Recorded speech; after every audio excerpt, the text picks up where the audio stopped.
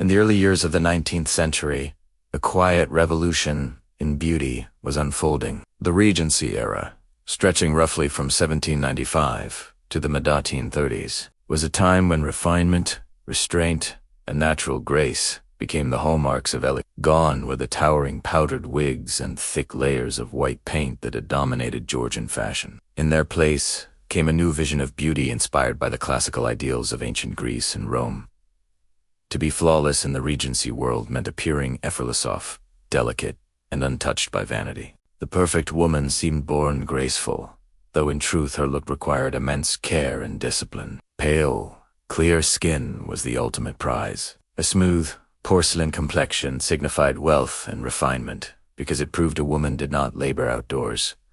Sun-darkened skin belonged to the working class. Therefore, ladies sheltered behind parasols and wide-brimmed bonnets whenever they ventured out. To preserve their fairness, they washed with gentle soaps and used creams made from almond oil, rosewater, or honey. Powders of rice or starch were dusted lightly over the face to soften the glow and hide imperfections. Rouge was used sparingly. A whisper of pink across the cheeks suggested health, not vanity. Lead-based cosmetics, once common in earlier decades, were shunned for their harshness. The new ideal prized natural purity over artificial artifice. The Regency lady's body followed the graceful lines of her dress. The Empire West gown, rising just below the bust and flowing straight to the floor, transformed the silhouette of European women. Where once corsets had squeezed and sculpted, now the shape was loose and fluid. Fabrics such as muslin, silk, and fine cotton draped lightly, imitating the tunics of Greek goddesses. These dresses clung just enough to hint at the figure beneath, without revealing too much. A woman's movement slow, measured, and elegant was as much a part of beauty as the features of her face. Slender arms, straight posture, and delicate hands were admired, but even more important was the way she carried herself. Grace could not be purchased. It was cultivated. Hair became a frame for the face, an art form in itself. The most fashionable ladies arranged their tresses into loose curls around the temples or gathered them into soft buns at the back of the head. Heavy wigs were out of fashion. Instead, natural hair, freshly washed and lightly scented, was the standard. Decorative ribbons, combs, or small pearl pins added interest, without overwhelming the simplicity. The goal was to look like a heroine from a romantic novel, or refined, yet gentle, poised yet tender. Some women even dampened their hair slightly to achieve the wavy Grecian look that painters adored. Every curl, though appearing casual, was the result of careful design. Eyes were left natural, with only the faintest enhancement. Heavy makeup was associated with actresses or courtesans, so respectable women used almost nothing. A touch of soot or charcoal might darken the lashes, but never enough to be obvious. Eyebrows were kept full and soft. Thin or arched brows were seen as harsh. The gaze at selfamodest.com, intelligent, was the true sign of beauty. In portraits from the era, you can see this look. Slightly downcast eyes, a faint smile, and the stillness of composure. To appear modest was to appear beautiful. Clothing and accessories reflected this understated charm. Day gowns came in pale, shetzivari, sky blue, lilac, soft green, while evening dresses shimmered with silks and satins in deeper tones. Gloves were essential. A lady was rarely seen in public without them. They protected the hands from the sun and from social scrutiny, as delicate hands indicated refinement. Jewelry was minimal. A string of pearls, a cameo brooch, or a simple gold chain. Over her shoulders, she might drape a shawl imported from India, its fine embroidery a subtle symbol of wealth and taste. Even perfume was gentle floral waters of rose, lavender, or orange blossom rather than the heavy musk of earlier times. Health and hygiene played a surprising role in maintaining this look. Bathing became more common among the upper classes, and cold water was believed to invigorate the skin. Cleanliness was considered next to godliness. Thus, the fresh, natural appearance was not just cosmetic, but moral. A well-kept woman was thought to have discipline and virtue. Excessive adornment hinted at moral weakness. As the century progressed, magazines and etiquette guides reinforced the message.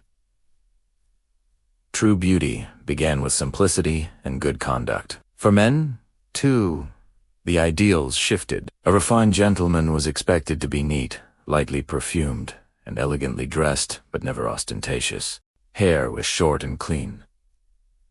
Faces were mostly clean-shaven. The masculine version of Regency beauty valued posture, polite manners, and the subtlety of a well-cut coat. Together, men and women of the upper classes created a visual language of harmony, restraint, and grace. Behind these standards lay powerful social meanings. The Regency era coincided with the age of Jane Austen, whose heroines often embody the period's ideal.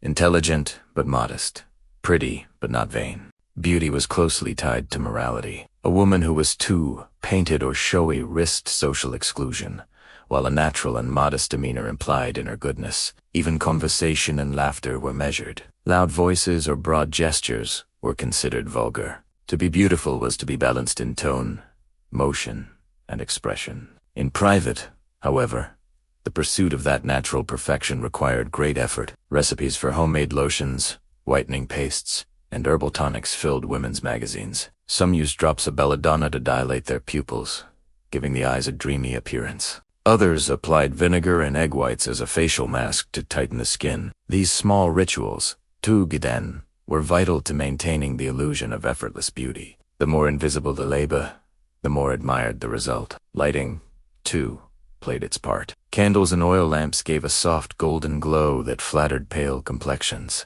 Artists and suitors alike described women by candlelight, when imperfections disappeared and every face looked angelic. Women understood this instinctively, often arranging their social appearances in the evening hours when the lighting was cut. The aesthetic of softness extended to every detail of life, from fabrics that caught the light to the gentle lilt of a piano sonata floating through a drawing room. In contrast to the restraint of fashion, the natural world flourished as inspiration. Florals, leaves, and vines adorned dresses and hair accessories. Poetry and painting celebrated feminine gentleness and the fleeting beauty of youth. To remain young and fresh was to preserve status.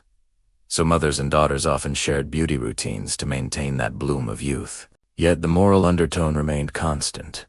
One must appear beautiful without seeming to try. For those of lower social ranks, the same ideals were more difficult to attain. Working women, exposed to sun and manual labor, could not maintain the prized fairness or delicate figure. Nonetheless, even they adopted elements of the trend when passable a simple muslin dress for church, or a ribbon tied like those of the gentry. Beauty ideals trickled down, shaping the aspirations of every class, and in doing so, they reinforced the social hierarchies of the age. As decades passed, the Regency aesthetic evolved, but never disappeared. Its emphasis on grace and naturalness laid the foundation for Victorian modesty later in the century. Yet the Regency period remains unique for its balance between sensuality and restraint and age, when women could appear ethereal without being overly restricted by fashion. It was a brief, shining moment of simplicity before the heavy ornamentation of later years returned. To recreate the Regency look today is to rediscover the art of subtlety. Begin with clean, luminous skin, a light blush, and soft lips. Choose fabrics that move with the body rather than fight against it. Style your hair in loose curls or a low bun with just a hint of ribbon or pearls. Walk gracefully, speak gently, and let confidence replace success. In an age of filters and extremes, the Regency ideal reminds us that beauty can be quiet, natural, and timeless. Ultimately, the secret of flawless Regency beauty was not a product or a paint, but a philosophy, balance, harmony, and moderation in all things. Whether through the curve of a gown, the light touch of a brush, or the calm dignity of a smile, the Regency woman sought to embody a living artwork, poised between nature and culture, simplicity and sophistication. Even now, 2 centuries later, her look continues to enchant because it speaks to something deeper than fashion, the enduring desire to appear and to feel effortlessly beautiful.